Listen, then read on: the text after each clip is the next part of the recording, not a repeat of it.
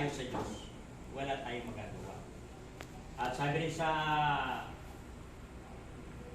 binanggit ko kayo na, paano ba makikilala ang Diyos? Sabi doon sa Romans 10:17, ang pananampalataya ay nanggagaling sa pakikinig. At yun sa pakikinig na salita ni Kristo. Magkaiba kasi yung paniniwala sa pananampalataya. Ang paniniwala, halimbawa ito ba'y para sa akin? Di ba kamagay? Sample lang. Halimbawa, ito, naniniwala ako pag ininom ko to, gagaling. Ganun ang nangyayari mga Pilipino.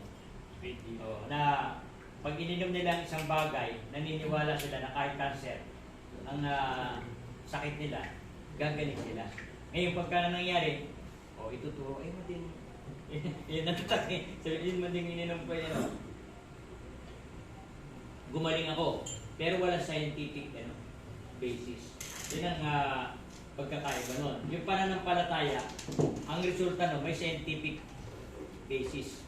Ibig sabihin, dahil na ng palataya ka sa Diyos, pagka in-examine, mayroong pruweba na ang pruweba na yon ay dahil gawa ng Diyos. Yung paniniwala, walang pangako.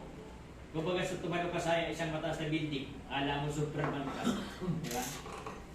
Paniniwala mo yun. Pagbagsak mo, patay ka. Kasi paniniwala mo lang yun eh. At ganoon din ang ginagawa ng maraming mga tao. Walang basihan yung kanilang ginagawa. Bagamat tayo may kalayaan sa pagsamba, freedom of religion. Malaya tayong sambahin ang gusto natin sambahin. Pero hindi ibig sabihin nun tama yung ginagawa natin. Kaya para malaman natin tama, meron tayong basis sa Bible.